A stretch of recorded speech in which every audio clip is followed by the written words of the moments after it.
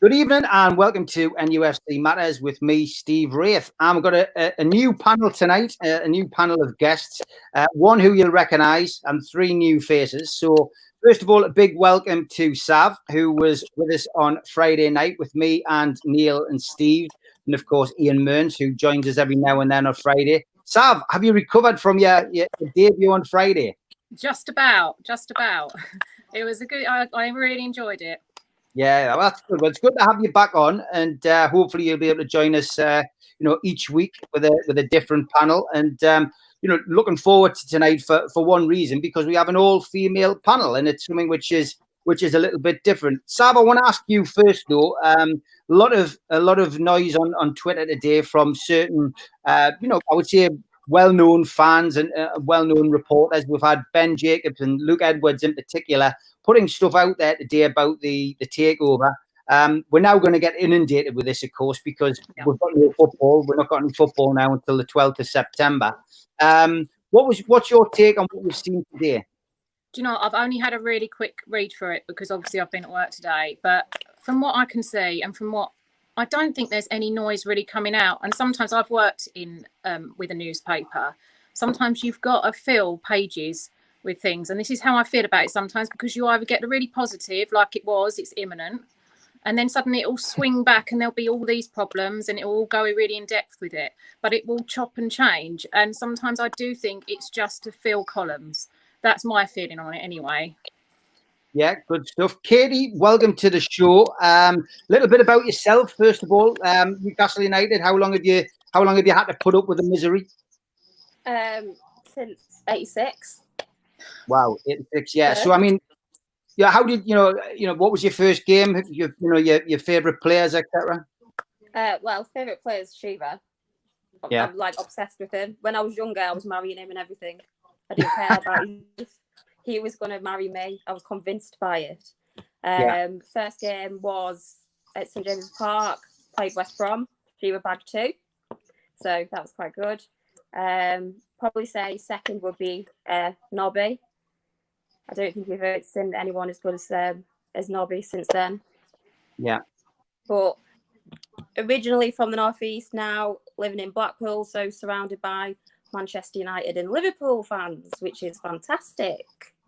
Yeah, that's good. I mean, so takeover, where do you stand on that? I'm so fed up of it. It's untrue. I literally, everything I read, I don't believe anything anymore. I'm at the point now where I'm fed up of reading about it. It needs to happen. If it doesn't happen, we're going into the Championship. It's just an absolute nightmare. We just need a decision, like everyone keeps on saying, but I don't think we're going to get one anytime soon. Fair enough. And last thing, season gone. Was that a success, do you think? Yeah, for everyone else but us. I didn't like it at all. I didn't think we connected. We didn't play as a team at all. It was boring, dull football. It was just, we are unbelievably lucky to not be relegated. And we're only not relegated because there's other teams that were played a hell of a lot worse than us. Yeah, I agree 100%. Kendall, good evening. Hello. Nice to have you on. A little bit about yourself. First Newcastle game, first hero. Well, I'm 25 now, so I've been supporting Newcastle all my life. Like, I literally wouldn't be allowed to support anyone else, to be honest. If it was up to my dad and my granddad. I'm an only girl in a family full of men. So I just sort of followed them. And my first game was, my first ever game, but I don't remember it clearly, was I think we played Benfica in maybe the Europa League. And this, I don't remember it because I was really young. But I just remember going because I've still got the tickets now. Like, I save all of the tickets for all the different games that I've went to in the past before I had a season ticket. The first game I actually physically remember was Alan Shearer's testimonial. And from the season after that, I've had a season ticket since then. So it's coming up. This is my 14th year of having a season ticket now. So, I've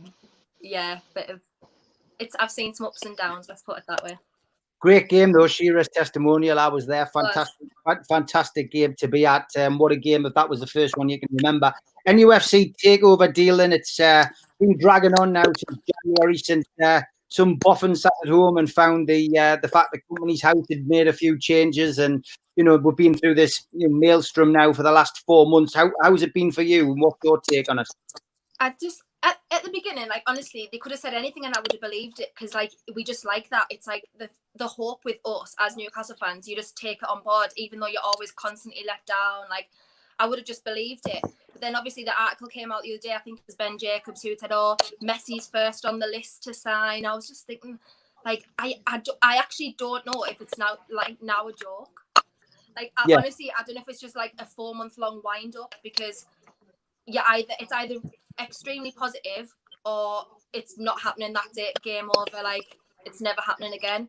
And I'm just sick of it. I think like everybody else is, to be honest. There's only so much more news that can come out. It's meant to be a confidential agreement. If the confidentiality is broken, then it can't go through. And like, there's people like Luke Edwards, for example, in the Telegraph, who have suddenly got all this confidential information.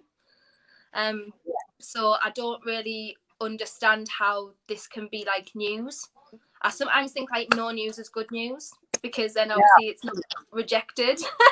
But I'm just honestly at the moment, just with everything coming out, you don't know what to believe. And I agree with Katie. I honestly don't think there's going to be a decision anytime soon, which completely leaves us in limbo for the transfer window and the start of the season, which is literally in 7 weeks. I think you're right, 100%. And with regard to this season gone, we know we lost Rafa. Steve Bruce came in, and it wasn't a managerial appointment that was greeted with a lot of excitement.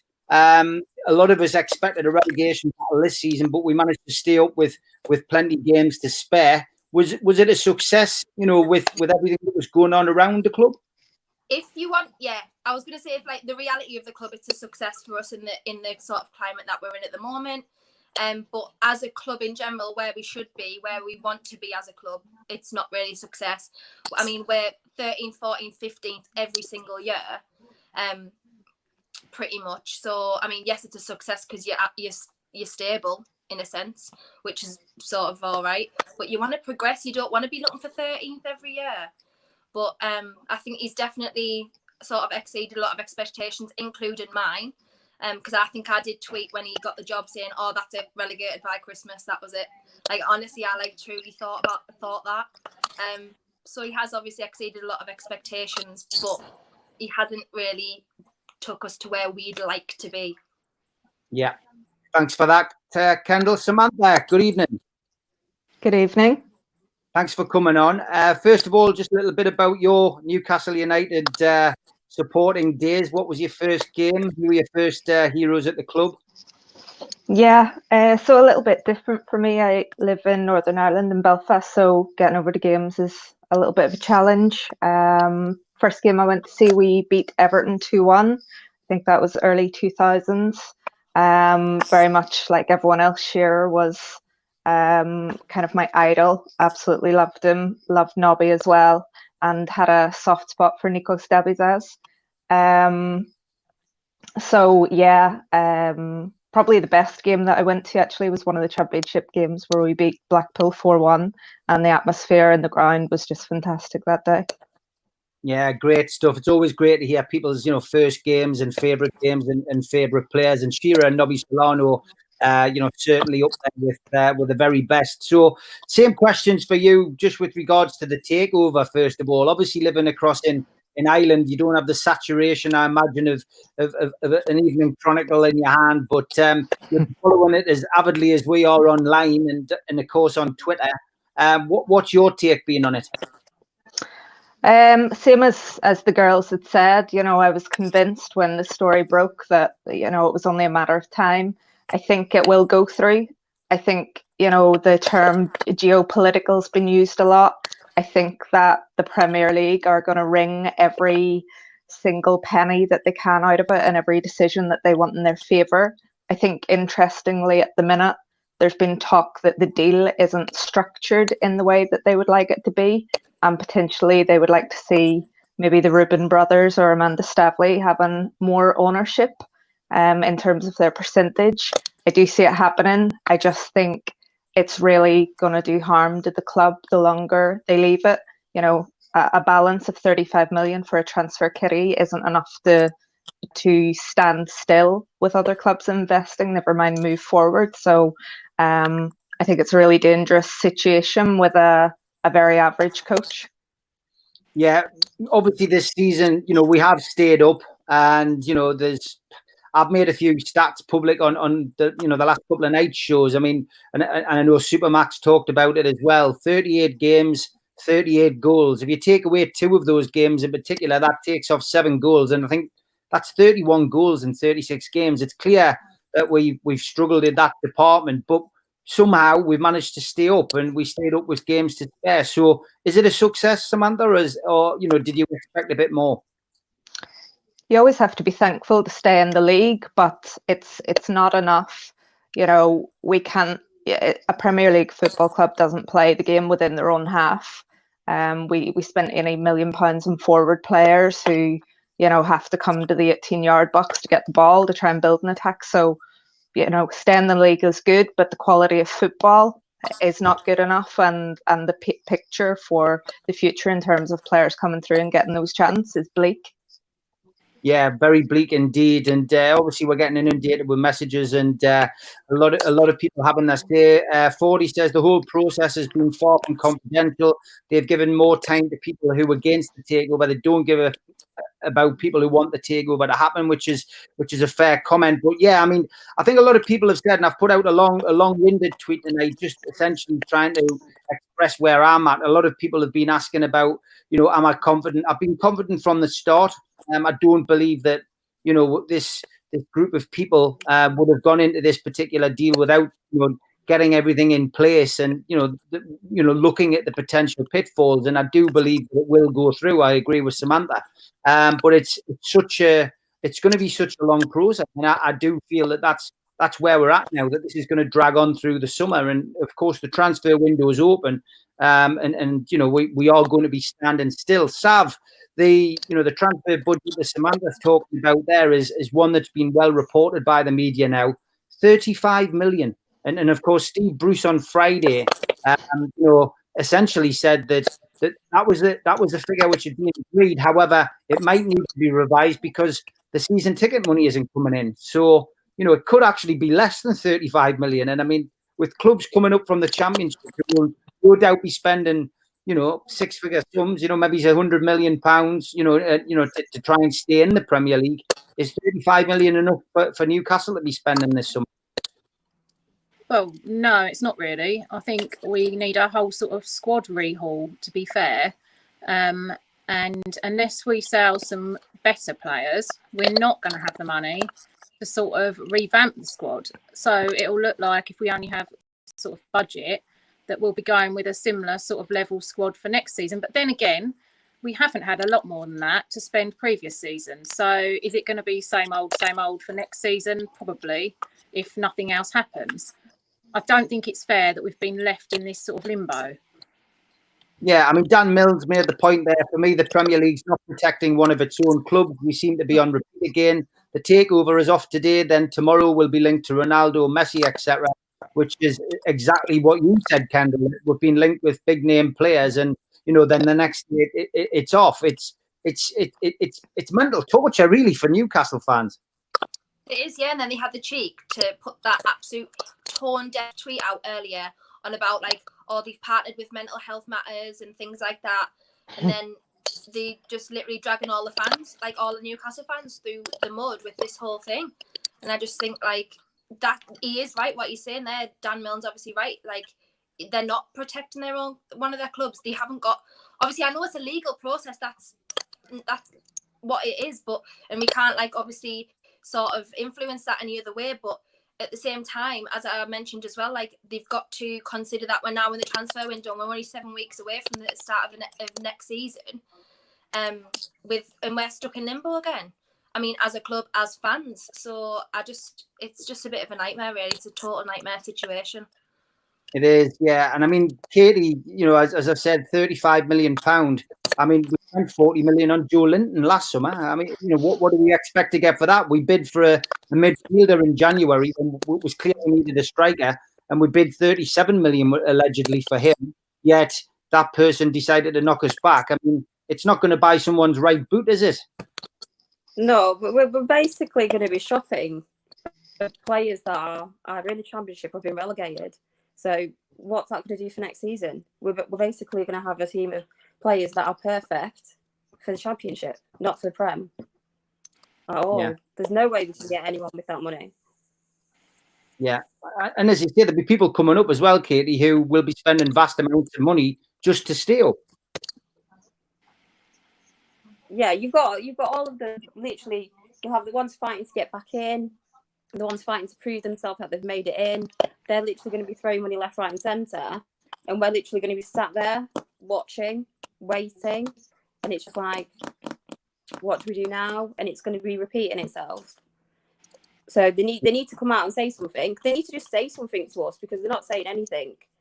And even if they just come out tomorrow, and as long as they don't say imminently or shortly and give us some kind of actual update, it would probably help us out a lot more. Yeah. Is that something you'd like to hear, Samantha? You know, just something from the Premier League to say, look, the process is ongoing, and, you know, from our perspective, we can't say anything more than that, but, you know, just to put Newcastle's mind, you know, Newcastle fans' mind at rest? I think for me, I mean, they could, but is it going to change opinion that they acknowledge that it's ongoing? Probably not.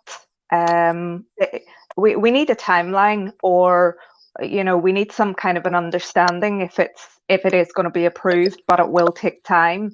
And in that case, those conversations need to take place with the owners, the new owners, and Ashley around the fact that, you know, maybe he needs to release a little bit more money that they will then pay back. That there has to be something that changes in the next few weeks if the deal is going to be approved.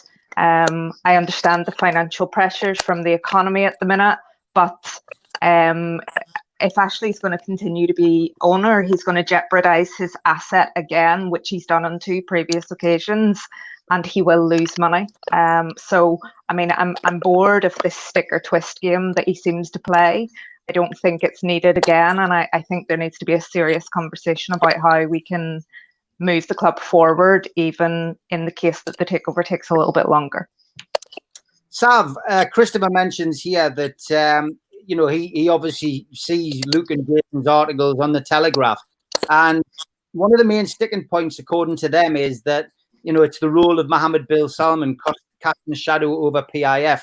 There's also mention of another guy who is involved with PIF, who, you know, again, the Premier League are questioning his involvement, or what his involvement would be with the football club. Now, you would think that kind of issue, and, you know, submitting paperwork with names on, would be something at the start of the process, wouldn't you? And saying this is who is going to be working at the football club, you would expect the Premier League to, you know, to get that sorted out straight away, and not at the end of the process. Yeah, this is exactly what I was saying earlier. When you work sort of in the press, you have to fill the columns. And obviously the Premier League finished yesterday. They know that they'll get a reaction from the Newcastle fans. You know, they know that they want that. And I've read so many, like with the Messi, you know, sort of rumours, and then suddenly it's off. And I think that's what it is. They have you on a line. They've got to fill their columns, and they've got to put something out there. So it's all over the place with the news. I don't believe anything that I read, because I know how they work. So it's, you know, they'll just put whatever people will read, and whatever they, you know, everyone who will click on it, that just gives them more response and more reaction. So they'll go with that. Yeah, because the written press, of course, now newspapers don't sell like they used to. It's all about online and all about advertising, and that's how they make money. If they can print a controversial sort of, you know, article that they know they will get a reaction from, they will do it. Yeah, 100%. Question there essentially about Kevin Keegan. So I'll put this to all of you. Katie, I'll start with you on this one. Kevin Keegan, obviously big man, big name at the club. Came as a player in 82 to 84, got us promoted almost single-handedly with Waddle and Beardsley, and then came back, of course, as a manager after 7 years on the golf course, and turned the club around and made us the entertainers. Somebody who loves the club, someone who did come back under Mike Ashley but was treated horrendously, and eventually ended up being pushed out of the club and then won his legal case. Would you have him back in some capacity, if the takeover goes through, and if so, what would you like to see him do? Oh, I'd definitely have him back. I'd have him back to do anything, literally. Just the whole sense of him, it just makes everybody feel like a sense of pride. And I think the whole King Kev is basically exactly what he is. I don't think I'd have him as a manager. Personally, I think that we need to move a little bit further forward with it. But could you imagine that if he actually came back as a manager and turned us completely around, how good that would be? Like, literally, that would be one of the best stories ever. He's one of the nicest person I've ever met. I used to go and watch them at Chesley Street training, and he literally has the time there for everyone. I'd absolutely love him to come back. I'm just not sure what has, to be fair. Yeah. Kendall, same question to you. Kevin Keegan, would you like to see him back at Newcastle United in some capacity? Yeah, definitely. As Katie said, I would have him back in like sort of any capacity, same as her, that I wouldn't like have him as a manager. I don't think I would even just have him, you know, as like a supermac, like a club ambassador or anything like that, because I do think that he like speaks to the fans. He's someone that even no matter who you are, you resonate with as a fan, because pretty much, I mean, like most of us, like my age and things like that, we've seen the bad side of it as well, obviously, when he took Mike Ashley to court. So I would love it if he brought him back and it was just like a big finger at Mike Ashley, like look what this could have been, and if you hadn't, like, you know, messed him around and caused the trouble that you had with him in the beginning.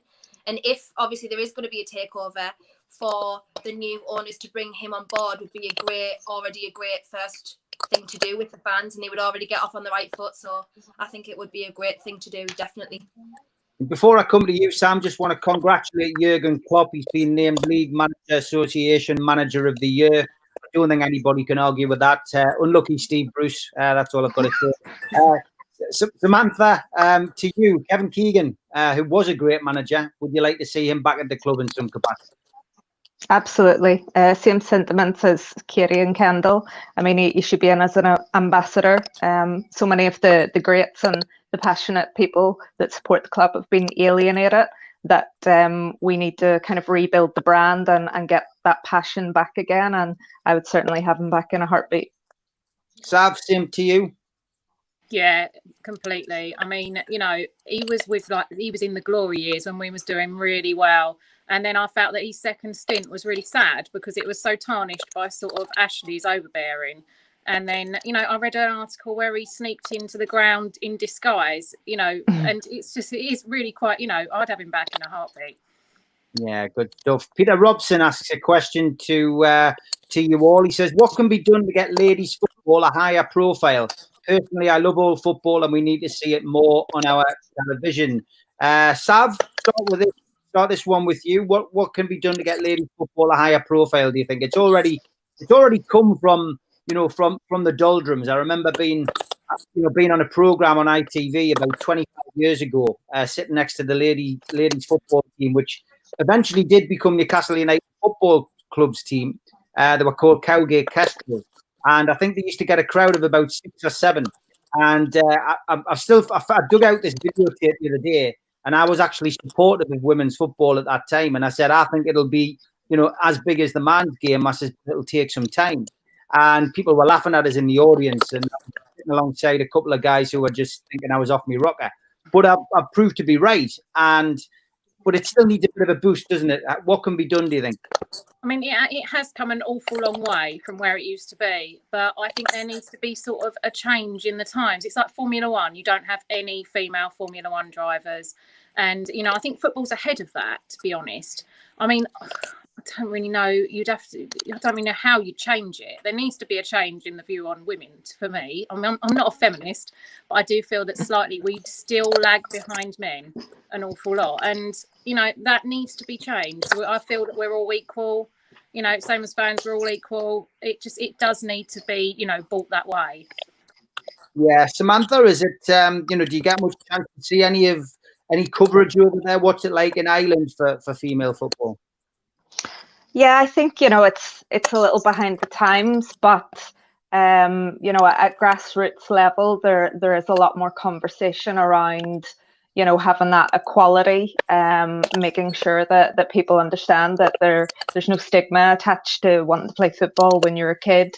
You know, I played when I was younger. there were less opportunities, and I'm quite sad about that in a way. I think the equality in terms of the commentary, the fact that they're trying to have more balanced panels helps.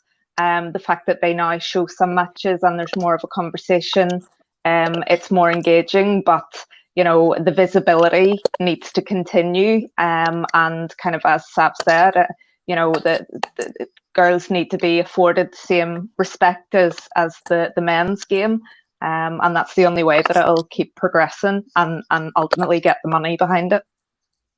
Yeah, I would agree. Kendall, same to you, women's football? Yeah, definitely. I think obviously, as Sav said, like it's a change in attitude is needed. It's a lot of obviously like men, well, I'm not like generalizing, but as we're all aware, and obviously as we're aware in the past few days, it's been happening right in front of our eyes, that a lot of men don't see like women's opinions in football as highly as they would other men's opinions. So I think it would take a massive change in attitude, obviously a lot more if it was more visible, and a lot maybe as if like, you know, Premier League players, like Premier League men's players sort of promoted it a bit more, or it was promoted on the mainstream a bit more, then it would help. As you say, it's come a long way, so that's good in a sense, but we need it to be a bit more higher, and obviously it doesn't bring in the revenue that men's football does at the moment, which I would love to see change, but as of now, yeah, it definitely needs to be a bit promoted a little bit more. Yeah, Keegan, same to you. I think it's just pretty much it needs some mainstream coverage. Like I wouldn't, even if it was on, I wouldn't know where to go to look at it. It needs more mainstream coverage. It needs more interaction from the people that are involved in the men's side, in the women's side. That's the only way it's going to change. The attitude will change maybe one day, but it needs the coverage on it, because they're good. They are good. I've watched a handful. I don't watch it religiously like I do with the guys, but it's just because it's harder to find. It just needs that mainstream coverage. You get that, you'll get more viewers, you'll get more people interested in it. Yeah, 100%. John B says, if the takeover happens, who would be the first player that you would buy? I suppose it depends whether, and I've used this a couple of times over the last couple of days, whether we're shopping at Harrods or whether we're shopping at Aldi. Yeah, I mean, Katie, over to you first on that one. You know, in a dream world, let's be positive. The takeover goes through. In an absolute dream world, I'm going to completely like just annoy everyone on, and I'd get Shira back because I'm dreaming about it. That would be my dream. Give him some leg surgery and some CBD oil, because that seems to be the body, I think. I'm telling you now, he must watch our matches and be dying to get on the pitch. I'd absolutely love it. Never going to happen. Absolutely ridiculous. But you did say dream world, and that's my dream. He scored his last goal. He scored his last goal in a Newcastle Legends game, actually, against Man United, and it was a typical Shearer finish with a typical Shearer celebration. And we managed to raise 54,000 for his charity in that game. So it was a big moment for me. I didn't play in that game. That's how we managed to get a draw as well.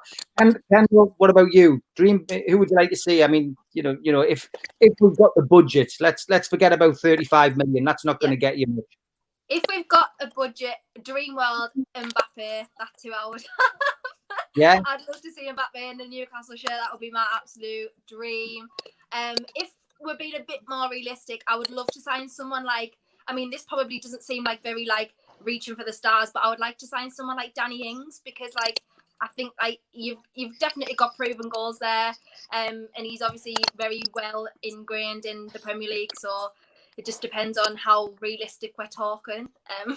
But yeah, Mbappe every single day. I think Danny Ings is a great shout, and when you look at the fact that they got him for £18 million and we spent 40 million on Joe Linton, it says it all, doesn't it? Samantha, ideal signing for you in the close season?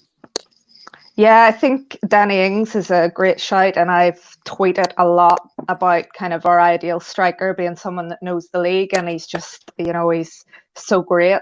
I'd love to see us bring in John Stones. I think we're really lacking in a spine in the team generally, and I'd love to see us go out and sign Stones. I think he gets a lot of stick because he's in a fantastic team where he's struggling. And I think that, you know, if we had the budget, someone like that would be good for us. Yeah, Sav, same question to you. Who would you like to see come in? Do you know, I 100% agree with Kendall and Samantha. Danny Ings. I know that's not very aspirational, but I think that he would be quite good in a Newcastle shirt, to be fair. Yeah, I would agree. I mean, look, we need a goal scorer. I think the most unnerving thing for me has been, you know, Steve Bruce, you know, alluded that he possibly doesn't need a goal scorer. You know, maybe he thinks Joe Linton's going to come good. Maybe he sees something in, you know, in training that we don't see. But I really hope that that's not the case, and we're not concentrating on a central midfielder. I think that would be an absolute mistake, a nightmare. You know, we discussed last night on the show, you know, about the players that are in the teams that have gone down. Of course, Norwich have been relegated, Watford have gone down, and Bournemouth have gone down. And you know, there's been a lot of talk about Callum Wilson, you know, Josh King, Troy Deeney, Ryan Fraser, you know, various players that have been mentioned. I mean, Sav, are any of those players potentially on your shopping list, do you think? And you know, is it a good idea to buy players who've been involved in relegation? Because that's what a lot of the people watching the show last night were saying. Well, you know, that's not really a high aspiration, signing players who've just been relegated. I mean, it's not a high aspiration. The one that I have noticed is Campbell. I think that we've been linked with him. I think he could be good for us. But apart from that, there's no one massively that I've seen that, you know, if you're going to get taken over and you've got a massive budget, why would you buy from teams that are being relegated? Yeah, I would agree. Yeah. What about you, Sandra? Would you sign any of those players that have gone down, or do you think that's, you know, do you agree with a lot of people last night that it's not a great idea targeting players who've just been relegated? No, I think, you know, there were different reasons that teams went down. Actually, some of the teams that went down, I feel bad because their quality of football was so much better than ours. I think there's a few players in Norwich, you know, Max Aarons, Jamal Lewis, I think would do a job on our team. I think, you know, Joshua King, United, we're trying to get on the last day of the window in January. You know, he had injuries. Callum Wilson had injuries. I think Cantwell would, unless we're taking over, would have better options than us. So I do think there are players there. My worry is, again, if we don't get taken over, even if we have the budget and they're playing for Steve Bruce, I don't think it's really going to change our style much. And, you know, unless the money's good, it wouldn't be something I would want to do. Yeah, Kendall, any of those players that I mentioned from the teams that have been relegated today, you know, are they kind of players that you would like to see at the club, or do you think we should be looking at, you know, bigger and better players? I think there's, like, in a team, yes, you've been relegated, and that's obviously the team's mistakes and the manager's mistakes. But obviously, like Jack Grealish, they nearly got relegated with Aston Villa, and you wouldn't say he was a championship esque player at all. So there is some standout players in some of the teams. Like, for example, I think Starr from Watford I really like the way he plays. He's, like, obviously when he scored against Liverpool and things like that, like, I would like to see him, for example. But this, as we say, this is if we do have a £35 million budget, then that's fair enough to shop in there. I mean, the thing that worries me is, say, I hate the Rafa Bruce comparisons. Don't get us wrong, I absolutely hate them. I just find it annoying and regressive. But when Rafa was shopping in the bargain basement, you trusted him to make good, valuable decisions. For example, like Shah, 4 million. We got Dubravka for literally a couple million, things like that. But I don't trust Bruce in the same sense of shopping in that budget for quality. So obviously, if we have a £35 million budget, then fair enough. If we're shopping in the Championship, then that's where we are. We can't change it. It's nothing to do with us. But yeah, I would like to hopefully not be the case. Katie, what about you? Any of those players that you would like to see come to the club? I mean, Cantwell has been mentioned. That Sav's seen a few things online as well about that. Would Cantwell, you know, would it be the kind of player would want? Steve Bruce seems to be looking for an attacking, you know, midfielder with a bit more legs. Yeah, I think he would be good. I think he'd probably help out Miggy and say. I think the result, though, obviously he wasn't happy with that comment yesterday. Troy Deeney would be good for getting some form of leadership, because we haven't got any who can actually get the team to sort of have that leadership, that captain. Lascelles is good at leading two people, I'd say, but we need that actual spine in the team, and we don't have that. We don't have any leadership. The problem that we've got is that the little diamonds that you'll find in the teams that are relegated that we might go after will probably, the bigger teams will go after them, and they have more money than us. So yeah, no, you're right. I had a sort of comment there from Darren Agnew. He said, even in the news, I always thought sport was supposed to be kept separate from politics. And I think that's a reference to obviously the takeover again. And I mean, you know, Katie, I'll start with you on this one. The constant, publicity we've seen surrounding the takeover has often been about beIN Sports. We've seen Richard Keys obviously saying a lot about Newcastle United on his broadcast, etc. We know that there's been a lot of geopolitical involvement, which Samantha mentioned earlier on, between Qatar and the Saudis. Does that frustrate you in a sense that this doesn't seem to be a football issue? It seems to be a political issue, which we, really don't know anything about, and as football fans, don't really care about, because we're football fans. Yeah, I literally couldn't care less. All I want is to watch decent football, and that's all anyone wants. They'll bring money in, just do it. It's almost like they're scrambling for things to find wrong with it. So they're looking outside of the football area, and they're scrambling, and they're listening to any form of noise. And it's just a case of I don't know anything about politics. I'm not bothered about politics. I'm bothered about the pitch and what I see on the pitch. I really couldn't care less of it. But it just seems now that it's a case of, right, let's find a reason why we can make this be delayed, or why we can try and stop it.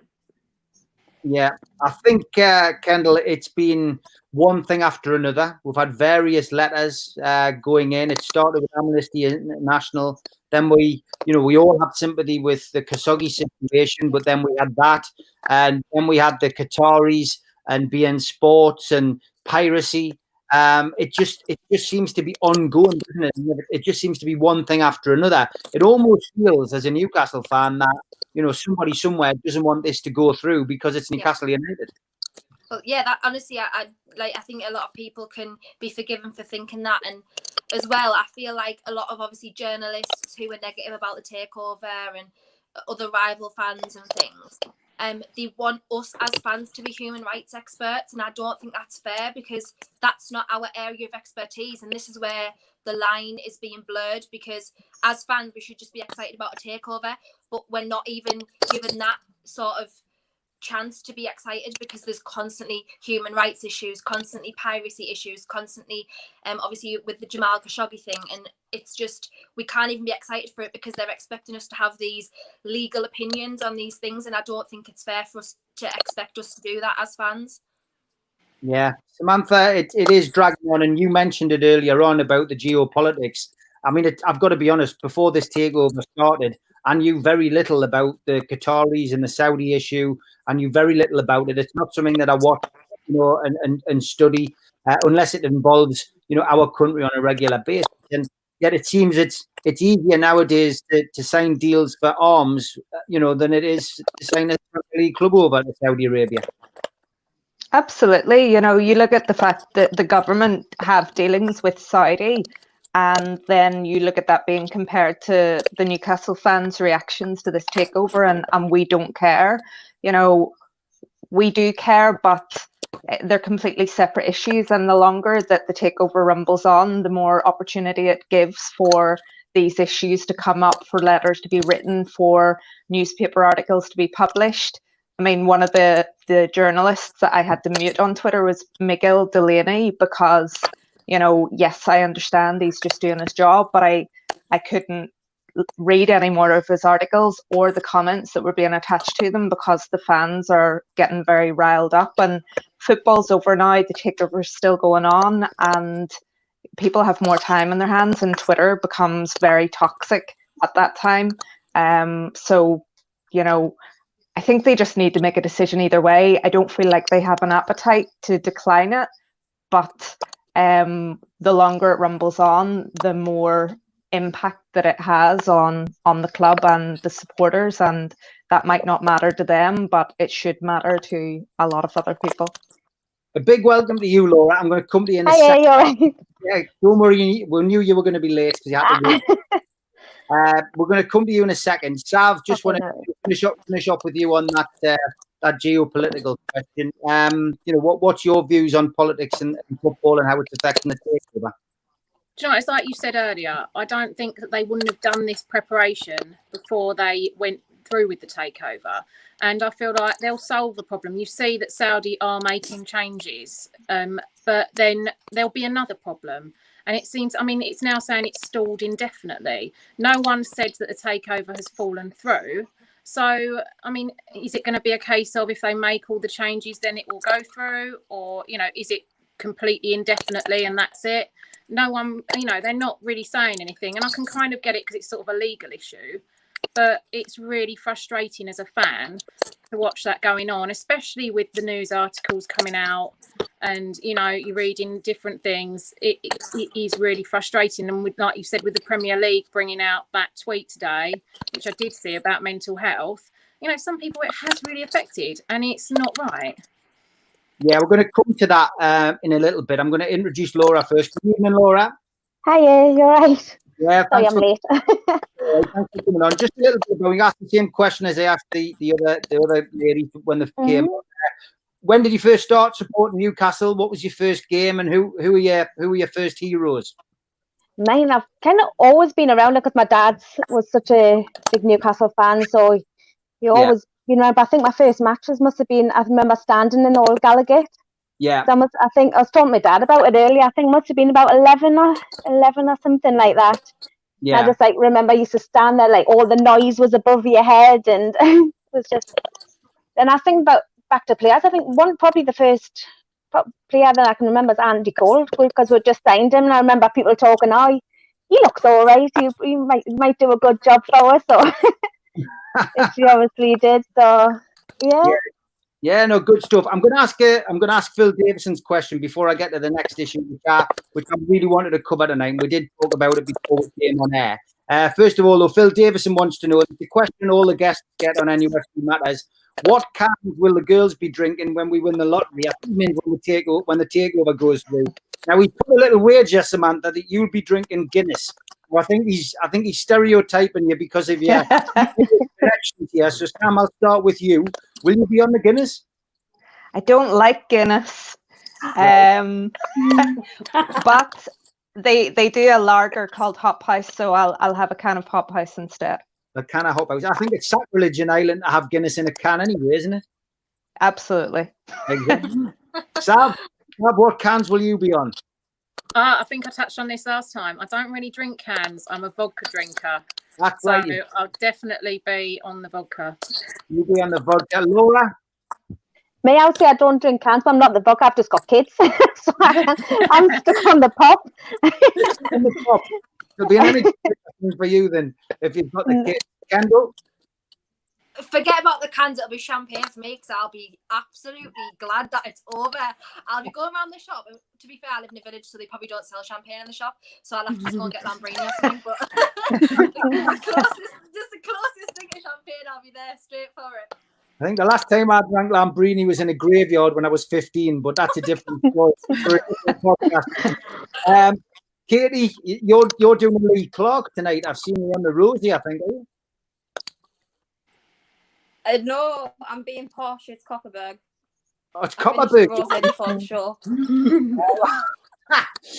You and Lee Clark would definitely get on very posh. I'll just put it in a glass. All right, okay. So is that what you're doing? Copperberg and can? Yeah, Copperberg to start off with, and then anything I can get my hands on. Right. Good stuff. Well, I hope that answers your question, Phil. Thanks for that. Yes.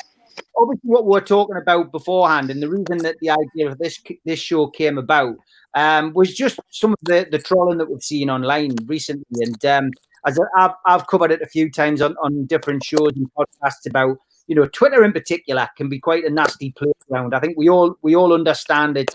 It's a social media which is different than the other platform. You know, you can have a pseudonym on there. You can be down there as a group. You don't have to have your own personal photograph on there, and you know, you can be very much anonymous on Twitter, which is up to the individual. I think that's right. I think I don't find that an issue. However, what I do find an issue is, you know, when people start to target people and get quite personal to the point of cyberbullying and actually affecting them. And we've touched on mental health already with Sav, and I know Laura wants to speak about it tonight as well. But I'll give my experiences. You know, the worst I've had in my time on Twitter was, you know, somebody actually going to the point of sending us an inbox and saying that he hoped my wife got raped because of what I'd said in a tweet about a Newcastle United issue. It's the worst I've had. You know, it did affect it because for every 1,000, you know, messages that you get of support, you always tend to read that one nasty message, and that does affect you. And it doesn't matter whether you've been on social media 10 minutes or 10 years, it's the same thing. And I've seen it hurt a lot of people. I've seen people this year go off Twitter and they'll not come back because of it. They're still on other forms of social media. And it seems to be a targeted set of individuals who are targeting various Newcastle fans. At the moment, you know, Steve Howie's account has been suspended. He can't get into it. He's been hacked. And now somebody set the Steve Howie account, which is quite obviously not him. It's down as a parody account, but it's actually now sending out, you know, horrendous links, you know, and targeting people who are his friends on his friends group. And it's becoming something which is out of control amongst certain people who are either in our support or the support another local team, and they think it's funny. They must be of a certain age group and they must have a lot of spare time. Now, for me, I can cope with it now. I can block it and I move on from my life. But it's something we just wanted to address. And I know we'll start with you, Kendall, because you know I know you wanted to speak about it in particular. We'll come to you after that, and then to you, Laura. Kendall, tell us, you know, have you had an experience of this, and you know what's your take on the whole thing? Yeah, ever since I've been on Twitter, because I am so vocal about obviously football in general, especially Newcastle, but I follow football, like I'm so passionate about football, so I am like a target of you know, like obviously trolls online and things like that, and I can handle it when it's football related because, you know, people just take things a bit too far sometimes and I can deal with that. But it's when it gets personal. So it was this time, I think it was about this time last year, and I got a lot of abuse surrounding my daughter, who's only 2 years old, and it was actually mostly racially motivated. So my daughter's mixed race, and I got a lot of, it was of a certain 3 group of people who I narrowed it down to in the end, but they were saying like that I should be depressed because my daughter's not black enough to be considered black and she's not white enough to be considered white, so that I had a reason to be depressed about that. They were screenshotting my photos and writing like absolutely disgusting, like vile comments all over Twitter. It extended to Instagram, it extended to Facebook, and they were just like dredging up like just certain things about like my personal life that I don't even know how they found out, because I don't post it where I work or anything like that on Facebook just for that reason. So that's when it got a bit too much for me, because I would like to think I was quite a strong person most of the time, but obviously when it's starting to get personal, and it's my daughter at the time she wasn't even 1 when this was all going on. So it's just like to bring an innocent baby into it for absolutely no reason, knowing that it would hurt me the most. I don't understand why you would actually do that, because that's just, to me, that's just evil. Like as I say, I can take it as football banter, like that's fine. But like, do you not have like a life outside of Twitter, outside of social media to go and do that? I just think it's absolutely vile, and there's just no place for any bullying at all whatsoever. Yeah, Sav, I mean, you know, from your perspective, I think especially over this last few weeks, I've seen some stuff targeted at you, and I mean that's why I invited you on the show originally, because you know I saw how well you dealt with it, but I also thought, you know, getting a female perspective on the show was really important. And you know, tell us a little bit about your experiences on there and what you've had to deal with.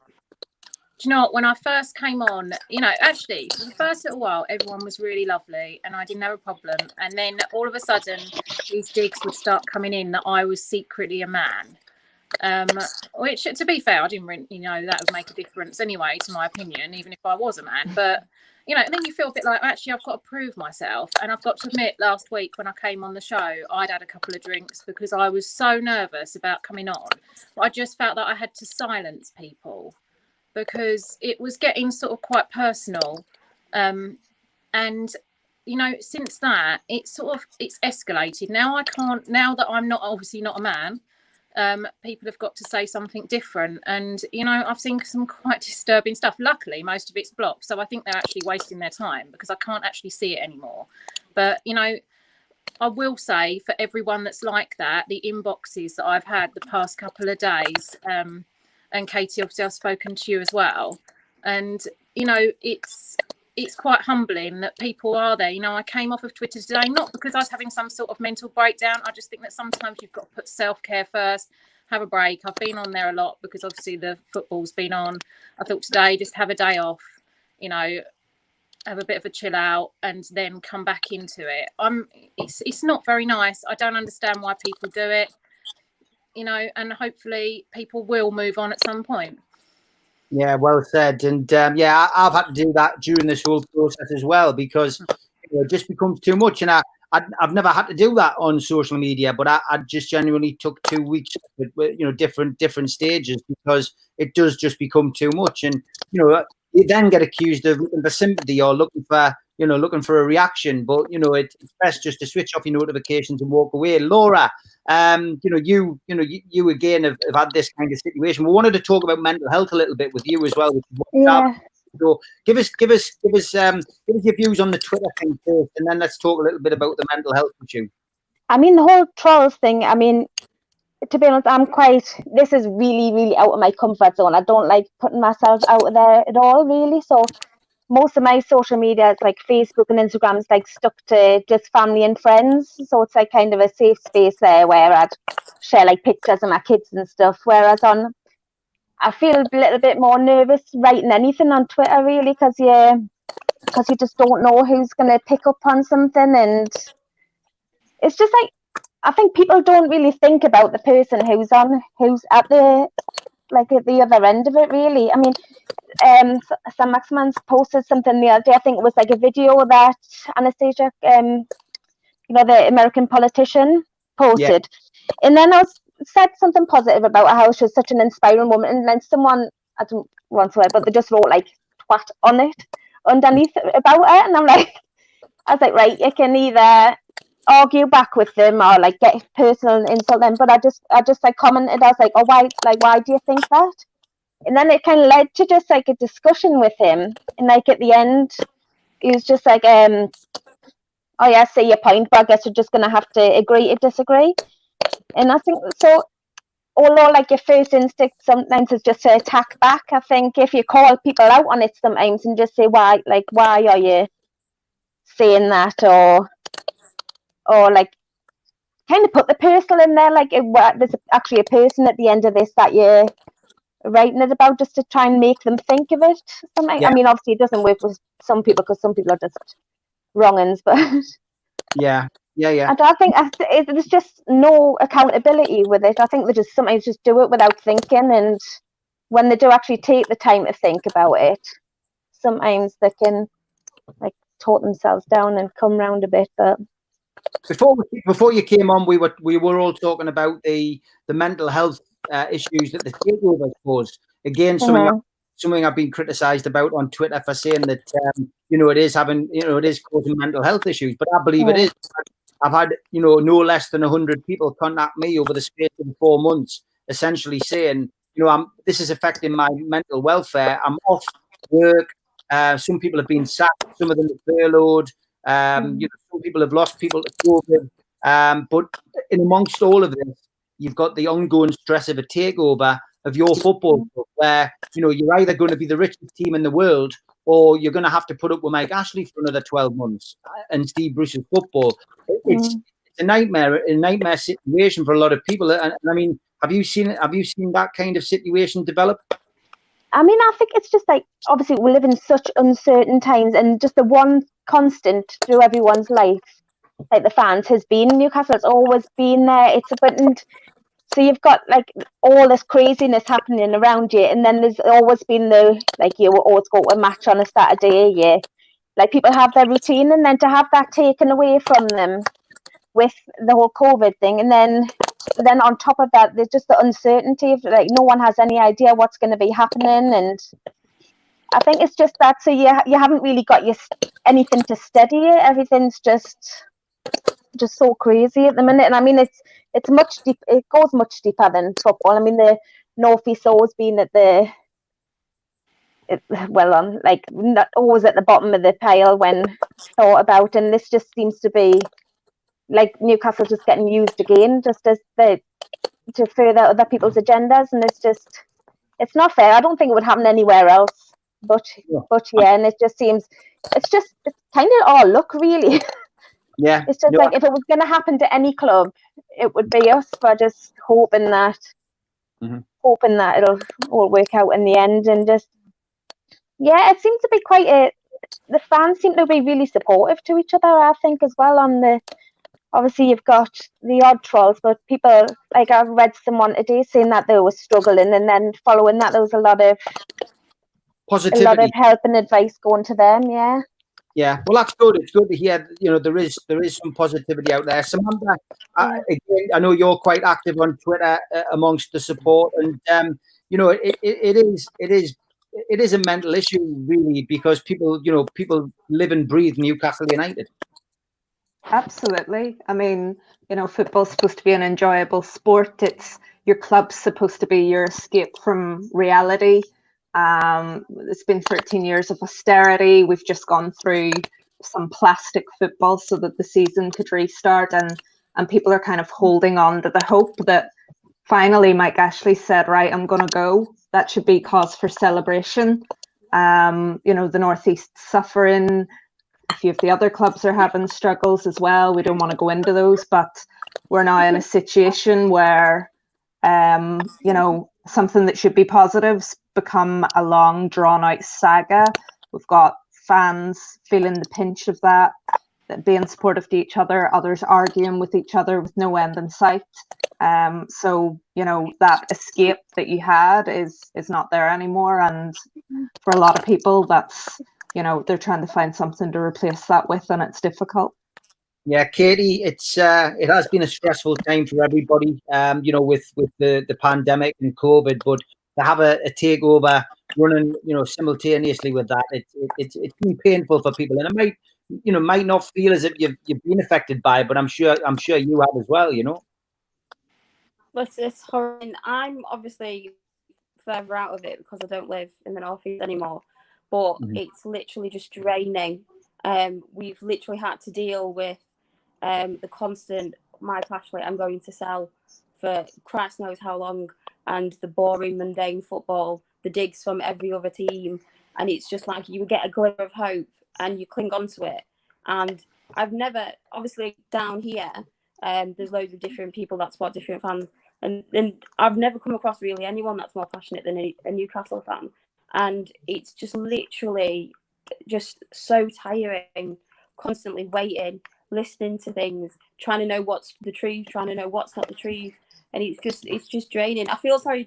There's one of the boys at work. He's watching tonight, and he literally has to deal with me every single week on our work call, going on and on and on about the takeover. He's a Rangers fan, so he's buzzing that they got rid of the Sports Direct stuff, and it's just a case of, right, it's my turn. I want to have a go, and it's just literally, it's just so frustrating. I'm fed up with it now. Yeah, you can hear that. Jason asks if any of the girls ever played football, or did you play football? Start with you, Sav. Have you pulled on the boots, Nanga? No, and no innuendo meant. But if a ball flew at my face, I wouldn't like it. I'm more onto the horse riding. Yeah, you're a big horse rider. Yeah, Samantha, are you a footballer? Have you ever played? Yeah, I played when I was younger. There was a lot of rivalry in the family. Liverpool fans, Tottenham fans, Man United fans. So I played. But as I said earlier, there weren't as many opportunities for girls kind of playing when I was growing up. And then I went to university and discovered alcohol, and that was the end of that. Were you centre forward? I was a left back, right-footed left back. Well, that's no good for us. We've got Paul Dummer. or Joe Linton. Yeah, that's where he likes to be. Yeah, Joe Linton should be left back in the changing room. I'd certainly agree with that. Laura, what about you? Ever played football? No, and about as far as we went was taking penalty shots at me dad when we were younger, but that's about it. I try to get the kids into football, but they're like just kicking the ball. They don't like tackling people or being tackled, so they just like running around with the ball at their feet. Yeah. Kendall, what about you? No, I was when at my primary school, as I said before, I live in a village, so there was literally 9 people in my primary school year. So there was 3 lads and 6 lasses. I was the only lass that was interested in football. Also, I used to play with them on a lunchtime, but because there wasn't even enough to fill a football team, where we couldn't have a football team, so there was no point. But I've kicked around with my brother at literally every level. He's played like every league level since he was 6 years old, like up to the Northern League. So I've kicked around with him loads, but never in a team. I don't know if I'd be able to handle it. I think I'm too hot-tempered. It'd be like red card. I'd be like Sergio Ramos, like, see you later. Bye. Katie, what about you? Yeah, it all went wrong though. They put me in goal, but I'm only 4'11", so it's pointless.